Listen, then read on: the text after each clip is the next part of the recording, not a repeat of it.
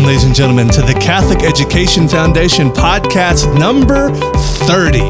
We have an amazing guest once again, Father Mike Tobin, the pastor of St. Rita and St. Luke Parishes, and Archdiocesan Vicar for Hispanic Ministry. And as always, Mr. Rich Lechleiter, the president of the Catholic Education Foundation.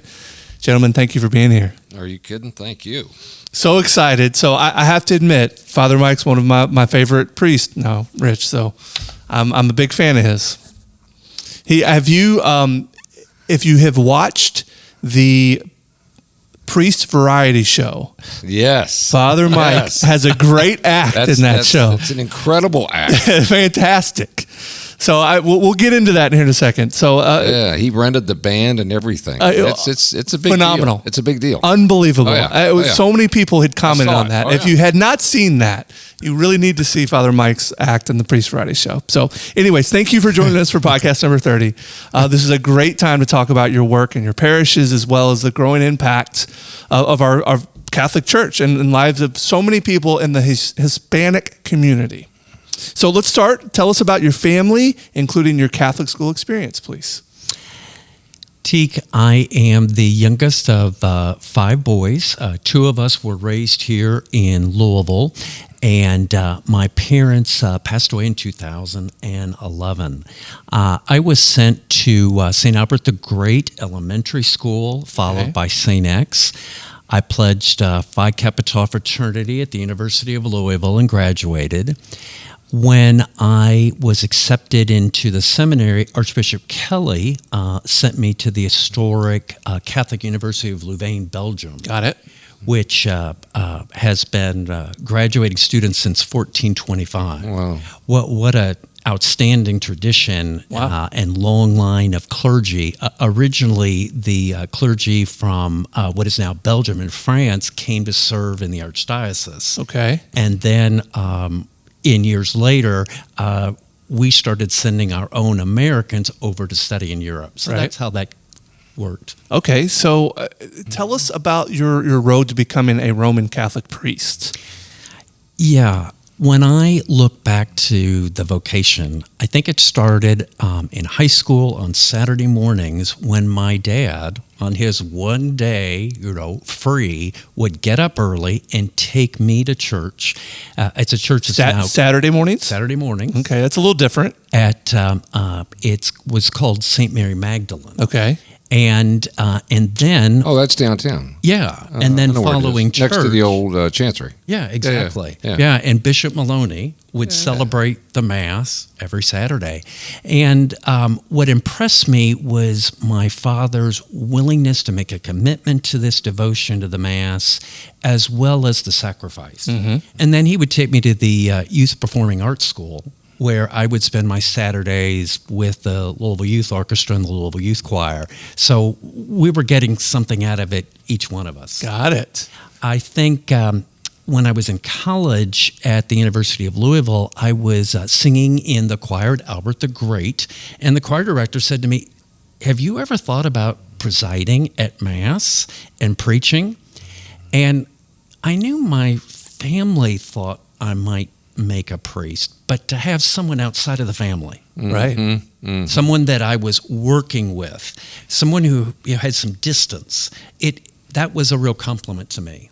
And then I started talking to a priest that I'd gotten to know named Father Don Getz. Oh yeah.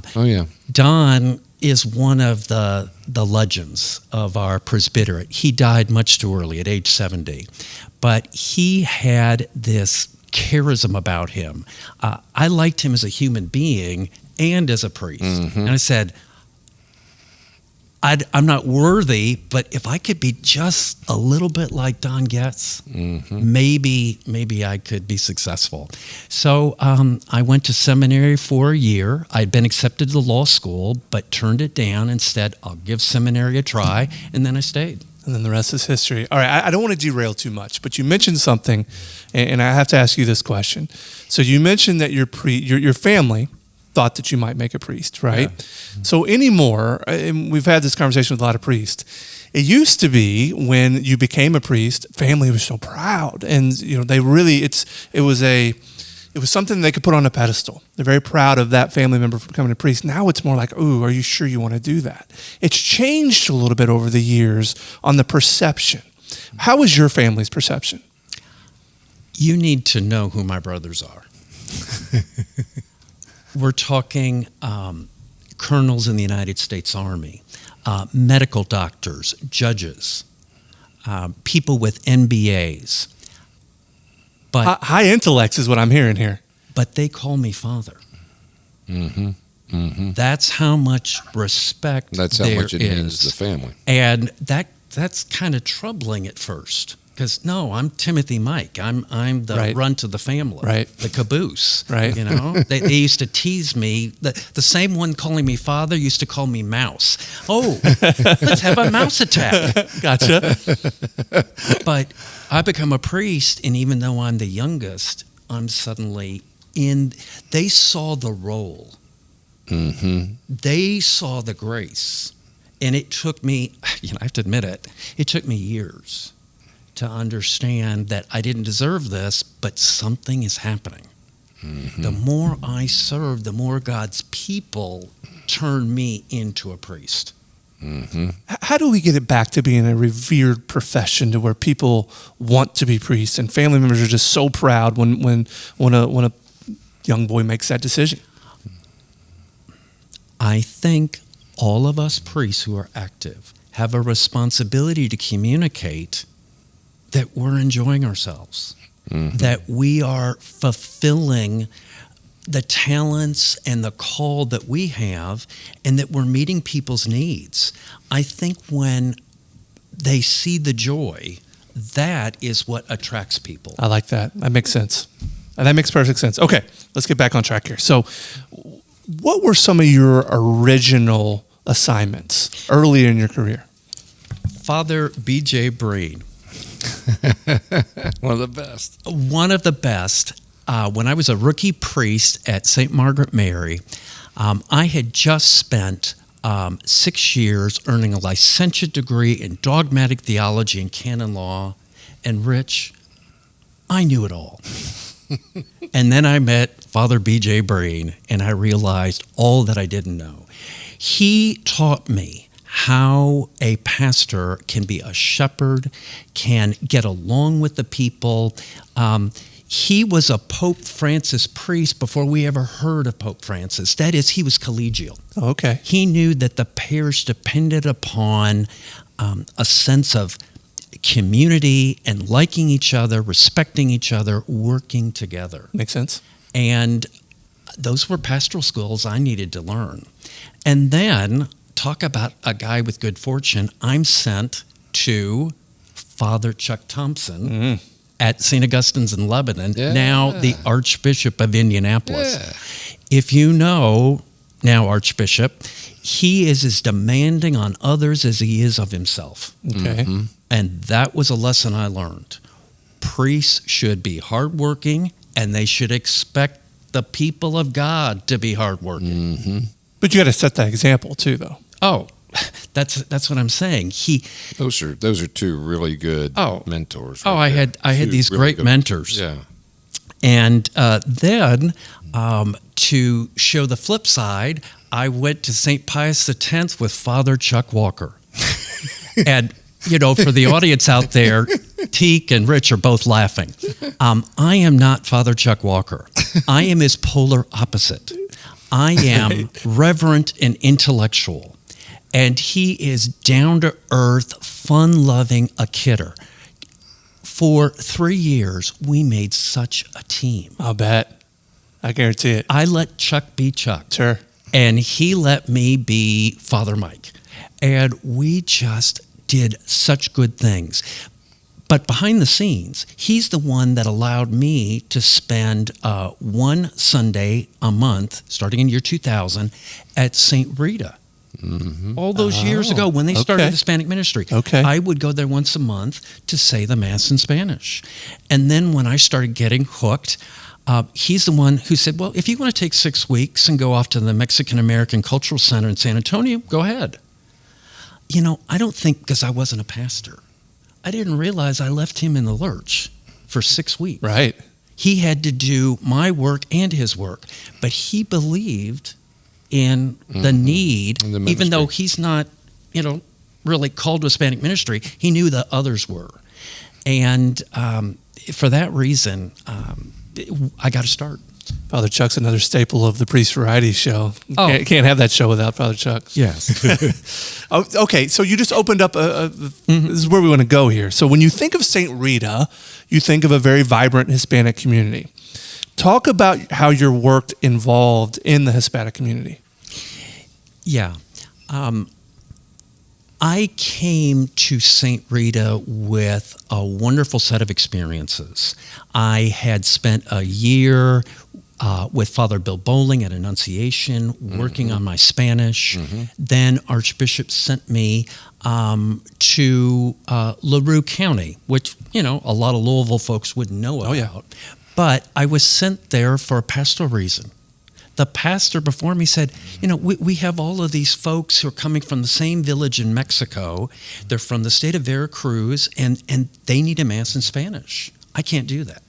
So I did that, but at the same time I realized we had a lot of Hispanics in Elizabethtown. So that's where I was able to start the ministry that continues now at St. James Church, which has a vibrant Hispanic community. And then Father Bill Bowling moved on from Annunciation, and I was named pastor there. So I had 9 years there to really, gain my chops. When did you become fluent in Spanish? That is an excellent question. There is a progression from reading the words in Spanish at Mass. Right. You may not know what they mean, but you can pronounce them. Sure. You can read it. To reading a homily that somebody else has prepared, to reading your own homily, but it has to be right in front of you, to that moment. And so the answer is, when are you on the road to fluency? When you start improvising. Great answer. When you can interplay with your congregation, with the people. I think for all of us, the speaking is one thing, but the listening is another. Oh, yeah. And then, of course, there's the reading and the writing. That part came easy. Did you study it in school? That goes back to my time in Europe. Okay. I didn't do anything in Spanish in Europe, but it was French, German, Dutch, Hebrew, Latin, Greek, and I'd studied a little theology. Right. Okay, well, it makes sense. Listen, it's an unbelievable ministry and what you guys have done at St. Rita is fantastic. Now, Rich, we've talked about this at length at the Foundation's work at St. Rita School, right? And for those who may not know, let's talk about how the Foundation impacts the community at St. Rita. Yeah, well, thanks be to God and our donors. We're having a huge impact.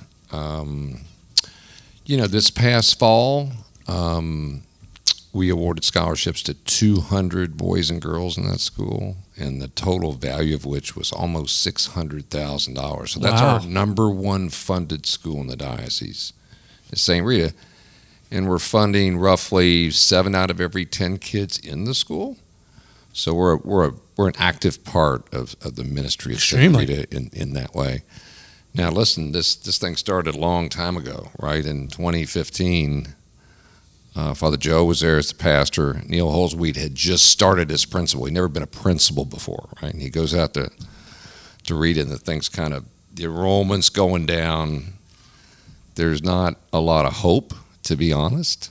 And that's where Julie Baum and I started this sort of, wasn't an experiment, it was kind of a mission to include all these Hispanic kids in the school. At the time, I think maybe 1 out of 9 kids in the school was not white, okay?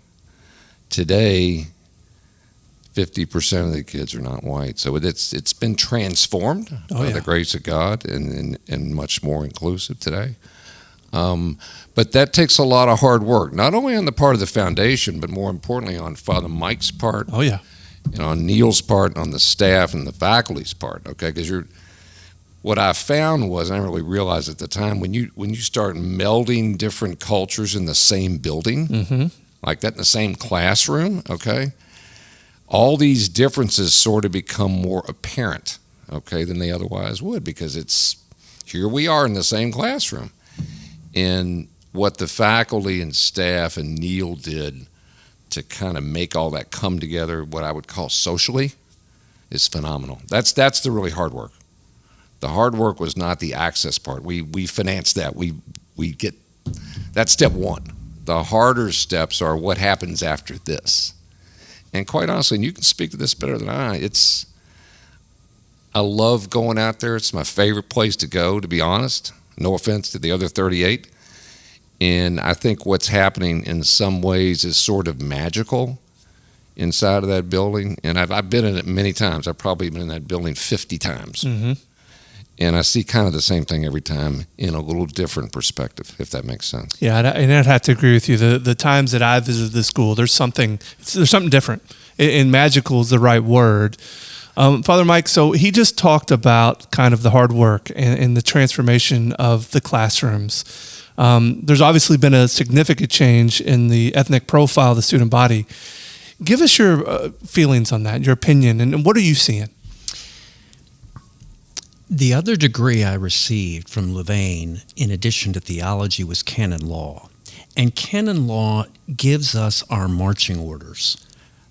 Parishes are supposed to meet the needs of the neighborhood. The Okolona neighborhood has been transformed. And that's what we're responding to. This is what every bishop expects their pastors to do. Go out and meet your people and give them a welcome. So I've got some statistics here. In 2014, only 14% of our enrollment was Hispanic. This past year, it's 60%. Wow. It's exciting. And now it's 30% white, whereas formerly it would have been 60% white. Now it's 30. And it's 10% black or African. And I make that distinction because we have African Americans, but we also have students whose parents were born in Africa. Correct. And I see our school as being able to welcome people of various nationalities. And even those of us who are white have to admit we have a culture. And how does that meld with others? I think that Rich has focused so well on the resources that schools need to bring together. It has to be a pastor, a principal, but then it's hiring a Spanish-speaking staff member for the parish office.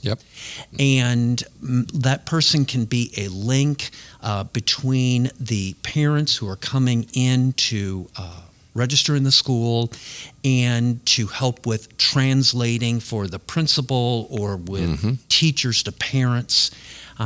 It's important that the materials that a school has produced to give to the parents are in Spanish, so that we have the same expectations for students who are coming from a Spanish-speaking household as they do in English. We treat, in a sense, everyone alike. And I think that's part of the genius of American society. Everyone's welcome, but we all need to play by a similar set of rules. And so having that in Spanish and saying, these are our expectations. We have high standards at St. Rita, just as we do in all the Catholic schools. We do. But if I can take a moment, what makes St. Rita like the other 38 schools? Parents and students. And you're going to know these names because the Catholic Education Foundation has honored them. And when you honor a few Hispanics, you really honor the entire community. Very much so. When I think about Cesar and Irma Gordillo, We know them well. And I think about their three kids.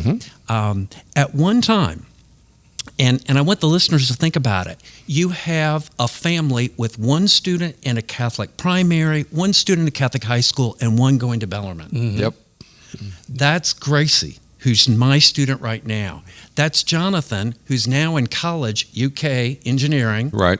And Kayla, who's at Bellarmine. Right. And I'm really hoping. Jonathan went to St. X. Yeah, Oh, yeah. he's a tiger. Definitely he's a tiger.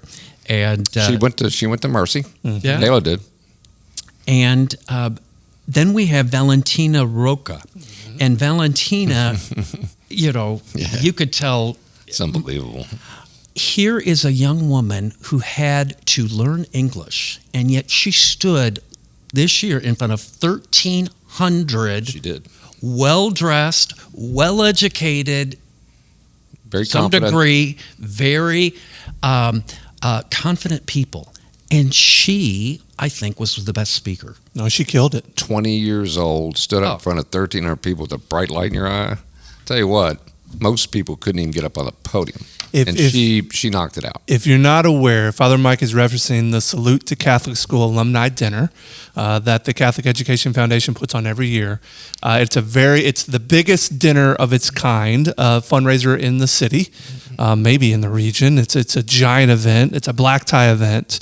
And Valentina, at what did we say, was she 20? She's 20 years old. Yeah. She's She a got up sophomore in at speed school. in front of that group and absolutely just kind of described her Catholic school experience and why it's where she is today. She's going to be some sort of engineer that is going to engineer the next wave of cars that we will all be driving. She's brilliant, and it was unbelievable. And this started from a Catholic education. Yeah, it started at St. Rita. It did. And it started because the Catholic Education Foundation had the wisdom to go, I'll bet you there are students who want a Catholic education but don't even know that it's possible. I'm eager to say this. Many in the Hispanic community who come from other countries associate Catholic schools with private, expensive schools. They don't even consider it possible. And so what the Catholic Education Foundation, Neil Holsweed, the principal, and my predecessor, Father Joe Rankin, did was they went to the masses and say, you are welcome to our school, and we will make it happen. We did. And it was a great financial risk at the time for all of us, because we didn't know what that response was even going to be. I mean, this church was packed at 1 o'clock, right? There's 300 or 400 people in that church every Sunday at 1 o'clock. So we just kind of went full bore, as it was me and Julie and Neil and Father Joe, and we started out maybe every other Sunday inviting people to join, not knowing it could be 1, it could be 20, it could be 100, who knows? But we had to take that chance, because Father Joe was right. There's a lot of them that actually want to be here. You have to invite them, and we did. And you see the result today. Beautiful. It is beautiful, and it's something that, and you just hit on it, you had to have that wisdom, and it's the wisdom that Rich and Julie had at the Catholic Education Foundation. We're going to open this up, and we're going to invite the people that live in that community, which you kind of talked about, canon law. It all makes sense. If you think about it, it all goes hand in hand, and it really makes sense, and it's a pretty beautiful, and once again, Rich used this word earlier, it's a magical thing that's happening in that parish. And you have to experience it to really feel it and see it, but it certainly is magical. Now, Rich, Father Mike's now a member of the Foundation Board of Directors. I would think that's been yet another lift for the organization. We couldn't be happier. There are several priests over the years that have been on our board. Today, there's 3 of them. Father Mike is 1. And you kind of try to think strategically, right? When you had board members, you think, okay, who could join us, bring a different perspective to the room, and add value to what we're doing toward the mission? And it was real simple. When we looked at the breadth of our work across the diocese, we didn't have anybody in the room that really understood the Hispanic community. We really didn't. Certainly wasn't me. And we thought, here's the expert right here. Here's our guy right in the middle of this community. This is probably the strongest Hispanic community in the diocese, I would think, or one of them. And we needed that connection, because now, at least last year, 12% and growing of our kids who are getting these scholarships are either Hispanic or Hispanic mix, okay? And that's growing. That's probably going to be 20% in a few years, okay? We need to be better connected to them to understand what they need from us. And I think Father Mike's a great ad in that regard. Thank God he agreed to join the board, and is a very valued member. One of the things that I felt I needed to do by joining the board was make a contribution when I was asked. And so one of the things that I've done is I've pulled together the statistics. Do you realize 2/3 of Catholics 18 years and younger are Hispanic? But only 3% of them are in our Catholic schools. Yep. So you see, if we want to keep our Catholic schools vital, there is a way. Absolutely. But we have to make the connection with the families. Correct. And I think we have to encourage a sense of stewardship. Co-responsabilidad is the word we use in Spanish, which is to say some of our Hispanic parents assume that the Archdiocese of Louisville operates the Catholic schools. They don't realize that St. Rita operates all of its Catholic school, and we actually fund the Archdiocese of Louisville. Correct. Mm-hmm. The other thing, sometimes Hispanic folks coming from other countries assume that there are these wealthy donors who just appear out of nowhere and they provide all the money for the school to make its budget. I don't know what fairyland that is, but it certainly isn't St. Rita. No, it's not St. Rita. And so we really depend upon the parishioners, Anglos and Hispanics, alumni contributing. The Catholic Education Foundation, at least in my mind, is a bridge. If we can welcome the Hispanic community in and then get them to see the value and make a sacrifice, we can help you. But you're going to have to make that sacrifice. Yeah, they have to. Everybody's got to have skin in the game. Nobody goes for free, and we've operated that way for a long time with the Parishes. You can't. Anything worth having is worth paying for. Okay. And the other thing is, and I think Father Mike, Neil, the team at St. Rita have done a great job of reaching out to that young family whose first kid's 4 years old, and saying, "Let's start on this journey in pre-K." Yeah. Start early. Start early. Give it a try and see if it works for you and your family. And in increasing numbers, it is. Now, those kids, kind of fast forward 9 or 10 years, those kids are some of our best prospects for our Catholic high schools. And it's happening now. If you look at Mercy, the connection St. Rita had with Mercy Academy, it's awesome. Several of the boys from St. Rita are going to St. X. Some are going to DeSales. It's so that the connectivity between 4 years old, 14 years old, and ultimately 18 years old, to have that full Catholic education experience, that's what we're really trying to work on. Not only at St. Rita, but at every other school in this city. But what I found is so super important to begin that journey very early. Don't wait. Rich, you mentioned 12% are currently Hispanic, and you see that number growing to potentially 20% here in the very near future. How can the foundation keep up with that demand? That's a good question, and we ponder that every year when we do our budget. I think there's a couple things we need to do. One, we have a goal with the foundation. We helped 3,700 kids last fall. That was a record. We have a goal ultimately to go to 5,000. So that's an enormous increase, enormous amount of money, enormous amount of effort to do that. I think we can do that. Yeah. And I think when we talk to our donors, particularly the last couple of years, about where we want to go strategically, they understand that costs a fair amount. There's a lot of capital involved in that. And one of the things we've done, among others, is our fundraising has increased pretty dramatically to keep up with it. But the other thing is that I think is very important for any organization is our balance sheet, our investment portfolio, our endowment has grown from, I think it was 14 or 15 million when I started 10 years ago. Now it's 37 million.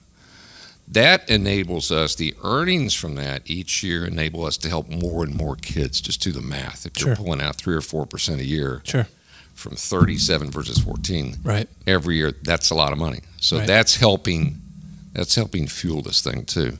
But here's the thing. We cannot and we will not let anybody fall through the cracks. The answer is yes. And for 9 years in a row, again, thanks be to God, we've answered that call of every single family in need, and we need to continue to do that at St. Rita, which is our number one funded school, and at all the rest of them as well. Father Mike, I want to get your opinion on this because it's interesting. So, in my role, I get to interact with a lot of the donors at the Catholic Education Foundation, and a lot of them have said to me, when Rich came up with this slogan, the answer is yes. Nobody thought he could do that. How can you do that? You can't do that. The answer can't be yes. At St. Rita, it certainly has been. Talk to me a little bit about that. I happen to be very fond of that expression. The answer is yes. I think that Rich's background in accountancy and as a chief financial officer, he has that track record, that command. And I believe him when he says the answer is yes. Mm-hmm. And I think it's spontaneous. I think part of what leadership involves is setting a standard, giving a vision, and then constantly being positive. Yeah. And so I think the same thing can happen at the parish level. I think that we can find parents and students who also have that commitment to making something happen and promote them. Mm-hmm. But I don't want to forget something that needs to be said here during this interview. St. Rita is a Roman Catholic school. Oh, yeah. And that is the principal value that we offer. And it behooves me as pastor, Neil as principal, all of our staff to maintain that spirit, that identity as Roman Catholic. I think, if we get down to the brass tacks, parents, even if they get a grant from the Catholic Education Foundation, still have to decide, do I want to put my money into this? But I think if you have a genuinely Roman Catholic school with a good set of academics, sports programs, theater programs, counseling, all these things, it's worth the money. Oh, absolutely. Times 10. And look, again, let's go back to our student speaker at the dinner on March the 5th, okay? We met her 10 years ago, right? She couldn't speak a word of English. And to stand up in that room, there wasn't a dry in the house. It's unbelievable. And while that's an interesting story, and it's actually a fantastic story, it's not an unusual story. We have lots of those stories from lots of our kids that have done the same kind of thing. Kayla's one of them. You just talked about, she's one of them. Kayla Gordillo is one of those kids who's going to get a degree from Bellarmine University, and she's going to write her own ticket. Rich, so let's talk about the future a little bit. We're in the middle of granting scholarships to families in need for next fall. How are things shaping up for St. Rita?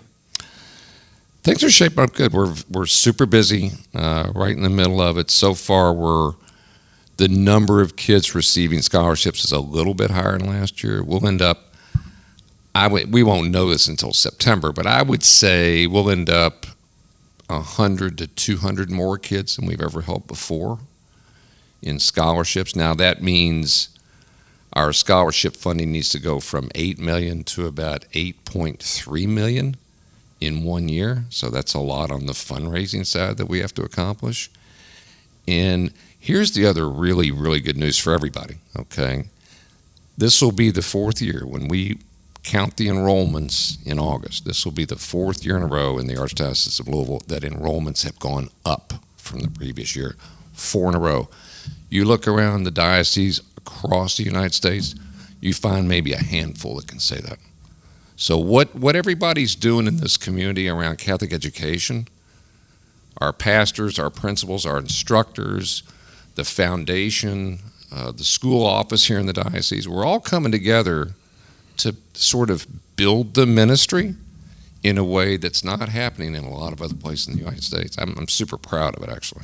Did you ever foresee how impactful the foundation would be? You know, when I took this job 10 years ago, I went to see David Jones Sr., who I worked for a long time at Humana. It's just a beautiful friend and a great mentor to me for so many years. And I told him what I thought I wanted to do. I wanted to do this. And unequivocally, he looked at me and said, number one, you need to do it. Number two, you need to grow the enrollments by 1,000 kids. It just came up instinctively for him. That's what you do. That's why you should do this. Right. Get more kids in Catholic schools. Sure. Now, while we haven't accomplished that yet, we are on the road to doing so. And I'd say probably in 2 more years, we will have accomplished that. So, again, not great for the foundation, great for families. Oh, yeah. And great for this community. And that 5,000 number's coming. Yeah, we'll get there. Father Mike, last question. And I think this is a very important one, especially with someone with your role. What are some of the things that our local church is doing to attract young people to Catholic faith, and how do we do this? I like to tell people we have the youth, but are we going to hold on to them? Mm-hmm. It is a rather crude term to say confirmation is the sacrament of leaving the church. Please don't repeat that. However, that has been the experience of Catholic parishes. What I mean is there are not enough activities, there's not a sense of ongoing connection after a student completes 8th grade. So we have to look at our Hispanic community, for example, and realize at one time over 60% of the Hispanic community was Catholic. Today, it's more like 40%. And it is quite shocking to see this change. And I think that the reason this is happening is we're losing our people. And several of our parishes are working together now to respond at the level of youth, as in the youth ministry in the parishes. So that's the context for the answer. We need to have teams of parents in each parish that personally take responsibility for that youth ministry. Mm-hmm. We have to have more places in our parishes for our youth to feel like they are part of the Mass. We have to give them the resources so that they can continue their faith journey, whether it's going to conferences or summer camps. I think as we do those things, we're going to retain our population. But if we just think, just because a student receives a sacrament, they're a lifelong Catholic, I beg to disagree. Mm-hmm. Yeah, we have to, I think, Father Mike, I think you've used this word in a previous meeting, but accompaniment. We have to accompany our young people so they know somebody's sort of with them, right? They're not alone. Somebody's with them between, 14 and 21. Somebody's there. And it doesn't always have to be a parent.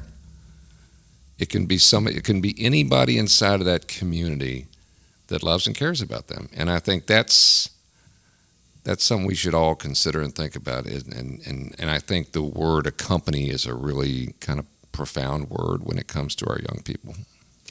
Exactly, because young people are striving to be independent. Mm-hmm. So they don't want someone to supervise. Of course, we have to supervise.